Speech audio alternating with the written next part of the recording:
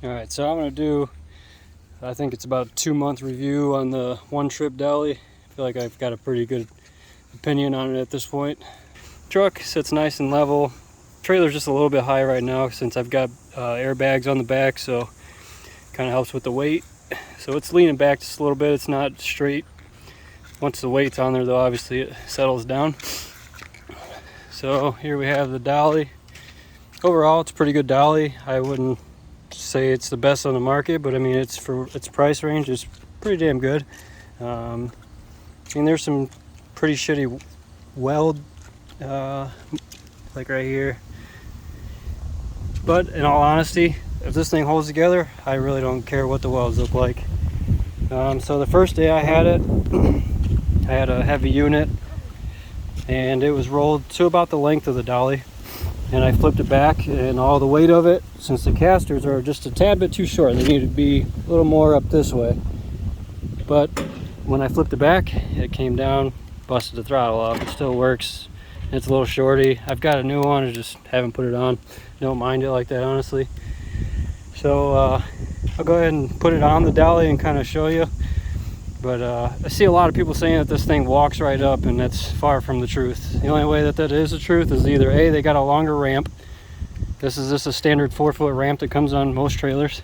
Or B, they don't have their trailer set up correctly to where the trailer's way up in the air and the ramp's got a shorter incline, in which I seen one guy load up 650 pounds of sandbags and he went downhill on a driveway, which he has a little trailer, and the trailer's tipped way back, so it had a way smaller incline to go up.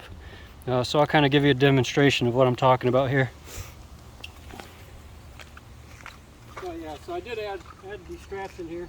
These make a big difference with holding it on the unit and making it easier to work by yourself.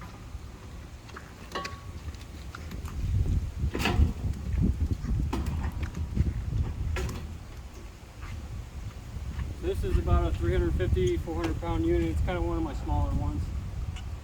Way under the weight capacity for this. Then put the Crocs in 4-wheel drive.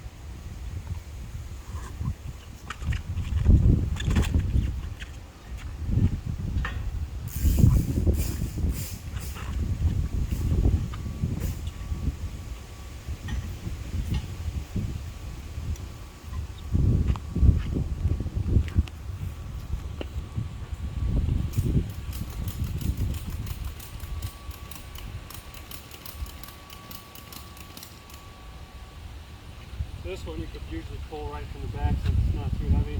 And since that thing's flipping all the way back, I started rolling them a little bit shorter, and it helps with the trailer. I don't have to strap them down or anything. They're way below the wall. They're not high enough to where they would flip out. Like I said, 350 pounds. And this is about where the guy started with the 650 pounds, but the trailer was tilted back. He was going downhill on the driveway. So we'll get it right here, full throttle. We'll pick it up. I see one guy say that. The throttle still on, it walked down. We'll start a little bit further back.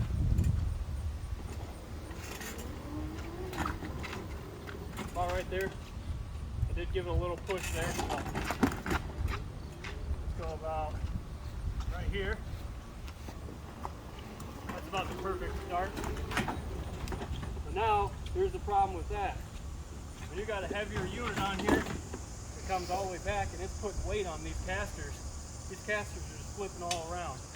I'll try to reenact that with putting a little bit of my own weight on there.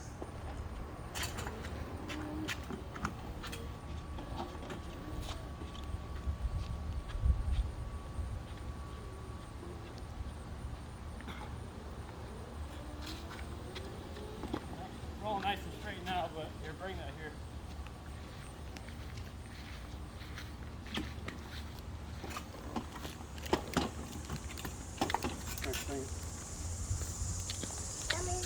So looks like one of the casters are already starting to wear out, so that could be my issue of why it's doing that, but you can see it's just wobbling as it rolls.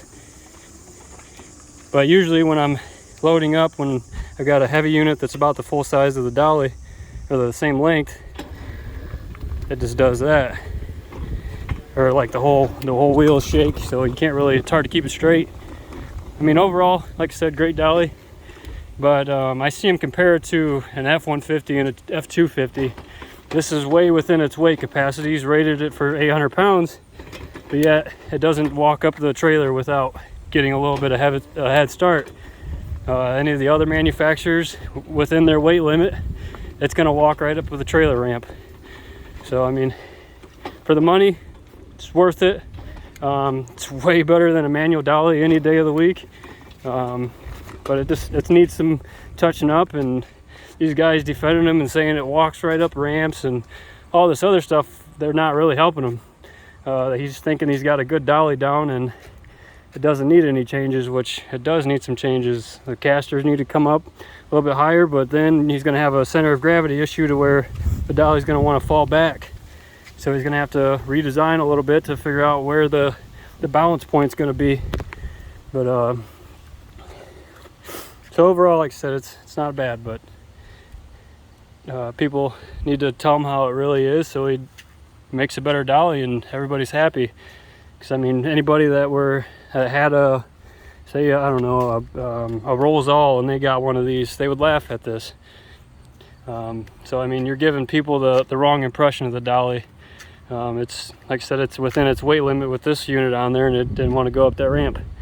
So I mean, obviously, if you back up a little bit more, it goes up, but then you got the risk of it catapulting or catching on the side of the trailer when you got more than one unit on there and you're trying to line it up in a certain spot.